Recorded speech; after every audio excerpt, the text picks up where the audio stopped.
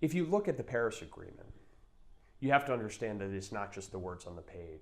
It's the movement that not just countries diplomatically, but businesses and NGOs and others contributed to.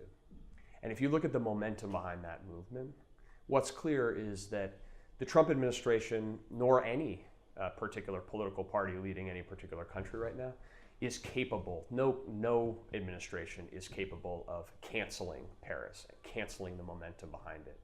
Technically, the agreement is entered into force. That happened last year, years quicker than people anticipated. And so for the United States to pull back from that, there's a technical process that we need to go through. But more generally, the irony of this is that the biggest loser, if the United States steps away from the negotiating table here, is the United States. The countries of the world have already made clear the direction they're intending to go. More than 130 countries have ratified the Paris Agreement.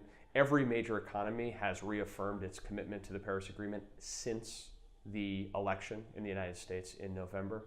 Countries with their own tumultuous political processes have come through that saying, we're committed to this. Take the UK and Brexit as an example. So we know where the world is going. The principal risk, if the United States backs away, is that that's a negotiating table where other countries are going to seek opportunities to partner on new clean energy technologies, opportunities to deploy the kind of financing in the Green Climate Fund and otherwise to try to deploy the most innovative, scalable technologies in their own countries. And if the United States isn't part of that conversation, then U.S. industries will be put at a competitive disadvantage. There's no question about that. Having sat at that negotiating table for several years, other countries are looking opportunistically for opportunities. And part of what the job of the United States delegation is to sit there and protect U.S. interests. So if the United States backs away, that conversation is going to keep going. That table is going to keep happening. That train has left the station.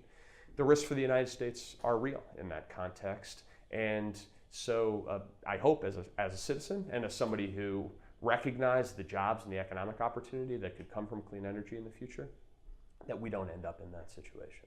The last thing I would say, and this is important in the international context too, is that the clean energy opportunities run across the technology standpoint. Some of the most exciting opportunities in the future are around partnering on things like carbon capture and sequestration technology. If you look at what the long-term future for coal is internationally as well as in the United States, it's around breakthroughs in carbon capture technology that allows you to capture the emissions so you can continue to produce energy and electricity from coal. Same is true for nuclear technology. There's going to be a big push to install more nuclear technology in places like China and India. The United States has a choice. Their businesses can be part of those export opportunities, and they can be part of setting safety standards to try to help ensure that these things are done in the right way. Or we can back away from the table. Those conversations can continue without us. Our businesses can be handicapped, and we will have less of a hand in what happens in the future.